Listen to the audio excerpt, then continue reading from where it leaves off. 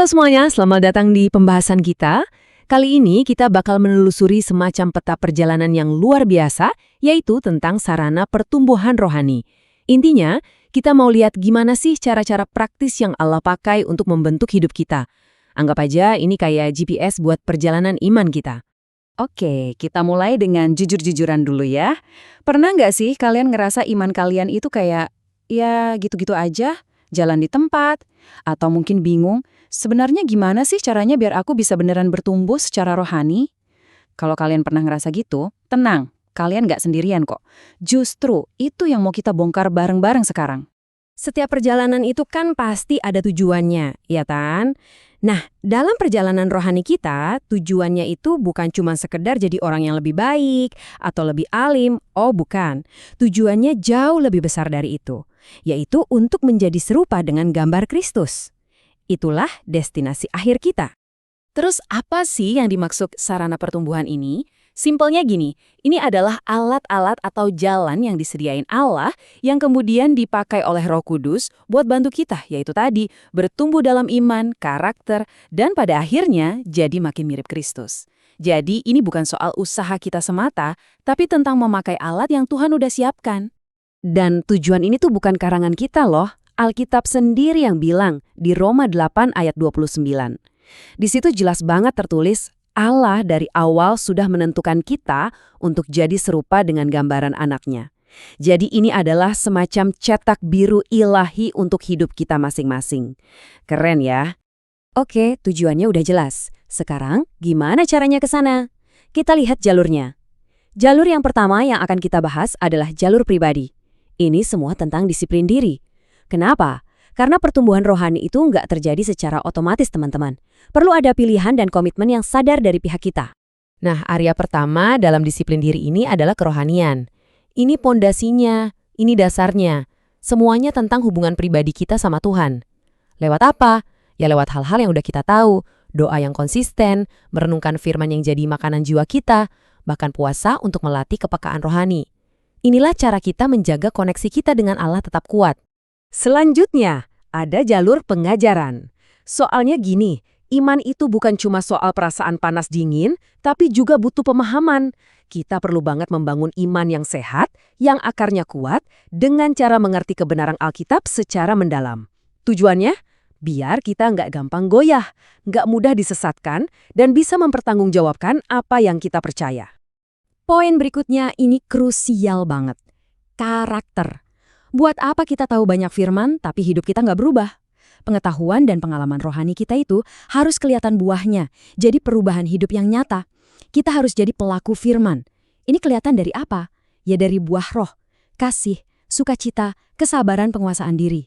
Karakter kitalah yang jadi kesaksian paling otentik. Dan disiplin pribadi yang terakhir adalah pelayanan. Ingat, iman kita itu nggak dirancang buat disimpan sendirian di dalam hati. Kita semua dipanggil buat pakai karunia rohani yang Tuhan kasih untuk melayani orang lain dan membangun tubuh Kristus. Justru lewat pelayananlah iman kita jadi makin hidup, aktif, dan benar-benar berdampak. Oke, setelah jalur pribadi, sekarang kita pindah ke jalur yang sama sekali nggak kalah penting. Jalur bersama. Karena faktanya, kita nggak dirancang untuk bertumbuh sendirian. Kita butuh orang lain, kita butuh komunitas. Amsal 27 ayat 17 itu menggambarkannya dengan sempurna.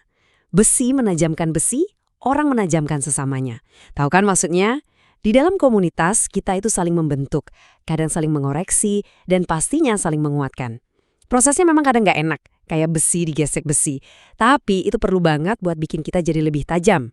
Jadi, apa sih manfaatnya gabung di komunitas yang sehat? Wah banyak, kita bisa menemukan kesatuan iman, bisa bareng-bareng membangun tubuh Kristus, dan yang paling penting nih, kita bisa saling mendorong, menyemangati satu sama lain dalam kasih dan perbuatan baik. Komunitas itu ibarat gym buat iman kita, tempat iman kita dilatih dan dikuatkan. Nah, sekarang kita masuk ke jalur yang seringkali nggak kita duga, bahkan kadang kita hindari. Namanya didikan hidup. Ternyata, Tuhan itu juga memakai keadaan kita sehari-hari, mau itu yang enak atau yang sulit, sebagai alat yang super efektif untuk membentuk kita. Proses pertama dalam didikan hidup ini namanya pembersihan. Kalian pernah nggak lagi ada masalah, tiba-tiba masalah itu kayak membongkar dosa atau sikap hati jelek yang selama ini tersembunyi? Nah, itulah cara Allah bekerja. Seperti kata kitab Ibrani, Dia mendisiplinkan kita itu justru karena Dia sayang sama kita. Tujuannya buat membersihkan kita dari karat-karat yang merusak. Yang kedua ini unik dan kadang menyakitkan. Pemangkasan. Kadang Tuhan itu mengizinkan kita kehilangan sesuatu, bisa jadi itu hal yang baik loh, kayak relasi, pekerjaan, atau zona nyaman. Tujuannya apa sih? Yohanes 15 menjelaskannya pakai analogi petani anggur. Ranting-ranting yang nggak perlu itu dipangkas, dipotong, supaya pohonnya bisa berbuah lebih lebat lagi. Jadi ini bukan hukuman, tapi ini soal efektivitas. Dan yang terakhir di jalur ini adalah penguatan. Ujian dan pencobaan itu tujuannya bukan buat menghancurkan kita. Bukan. Tujuannya adalah untuk melatih otot-otot iman kita.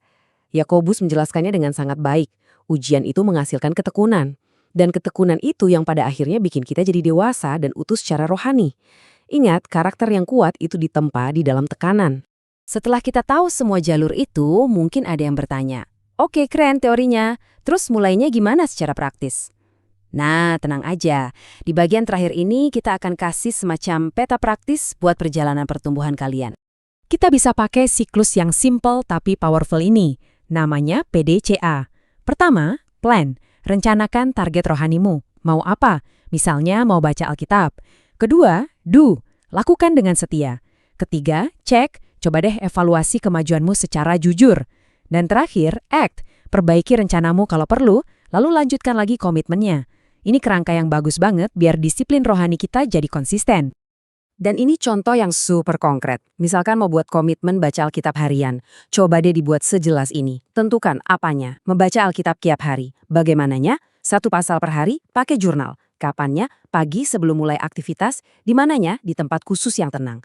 Detail-detail kecil kayak gini yang bisa mengubah niat baik jadi kebiasaan yang nyata. Pada akhirnya, semua usaha kita, semua proses yang kadang sulit itu akan membawa kita pada janji yang indah ini. Dari Mazmur 92. Orang benar itu akan bertunas, akan tumbuh subur, seperti pohon korma, seperti pohon aras di Libanon. Kuat, kokoh, dan berbuah lebat. Jadi pertumbuhan rohani itu bukanlah beban, tapi sebuah janji kehidupan. Jadi setelah kita melihat semua peta perjalanan ini, ada jalur pribadi, jalur bersama, dan bahkan jalur tak terduga yang Tuhan pakai. Pertanyaannya sekarang kembali ke kalian. Dari semua jalur itu, jalur pertumbuhan mana yang mau kalian mulai dengan sengaja? Hari ini.